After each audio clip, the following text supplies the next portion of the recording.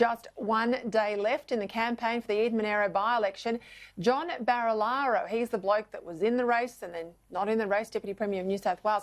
He's been dragged back into the controversy today. Reports are that his supporters were asking voters to preference Labor ahead of the Liberal candidate Fiona Cotvoy's.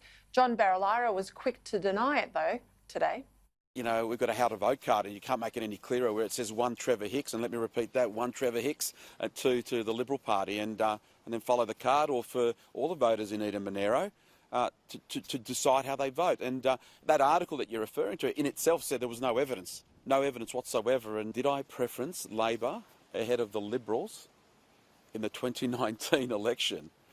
You know, federal election, that's a good question, and can I just say this, like everybody in this country, what you do in the privacy of the ballot box is up to you.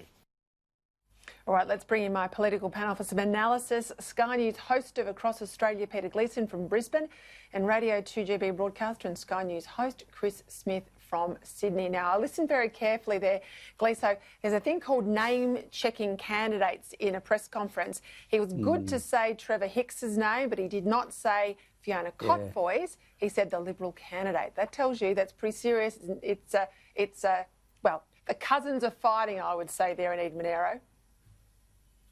What a bombshell yarn by Rosie Lewis on the front page of today's Australian. And of course, where there's smoke, there's fire. We know that there was a lot of ructions that went on a few months ago, or actually a few weeks ago, when they were trying to work out who would actually be the Nationals candidate. We saw a lot of explosive texts that were exchanged between certain people. Andrew Constance was allocated the Liberal pre-selection position. Then, of course, he pulled out. Look, I've got no doubt at all that if Labor wins this by-election, at the next general election, John Barilaro will be the National Party candidate for the seat of Eden-Monaro, and he'll probably win, because that's the way these things work. In most situations we've seen in the last 100 or so years, the government struggles to win by-elections. The likelihood is that the Labor Party will win on Saturday. But will they win the general election? I doubt it. And I'll have a lazy $10 bet with you, Peter Gleeson, that John Barilaro will be the national candidate at the next general election for Eden-Monaro.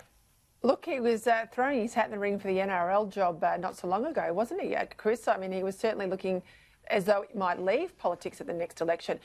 Just on Saturday, preferences are going to be really crucial here, because Labor's primary is stubborn. It's been stubbornly low in the general election we saw last year. It's stubbornly low in most of the news polls. They really rely on the preference boost. For the life of me, I can't understand why the shooters, who are essentially a party on the right, are pushing Labor so hard, Chris, and they're preferencing Labor.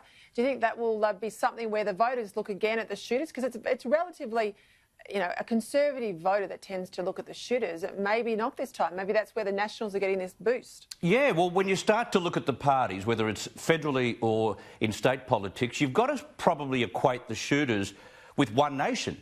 And, imagine Pauline Hanson or One Nation doing some kind of deal at a crucial by-election where they're preferencing someone from the other side of the philosophy pendulum. And I would have thought they've got to pay for that, and they may do so, but this is going to go down right to the wire. As for John Barilaro, if you were coming in from overseas and you weren't around before the campaign started, you may think that Barilaro was the unofficial 15th candidate.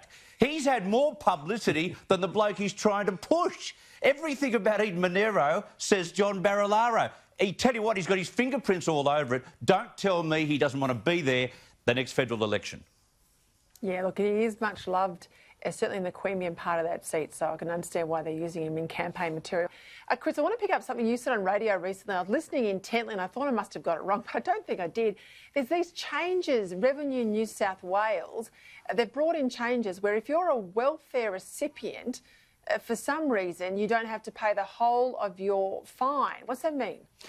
Well, up until recently, up until yesterday, you could, if you were doing it really tough and you couldn't pay a fine, or maybe a fine related to a stealing charge, and you'd get what's called a notification at the moment. You wouldn't get a particular charge, but you get a fine. You could pay it off over a longer period of time. If you're on welfare, you could have an extended payment plan.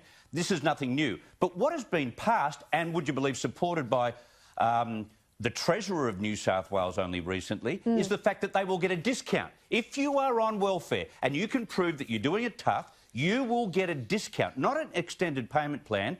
It is hideous. It is a disincentive to get off welfare.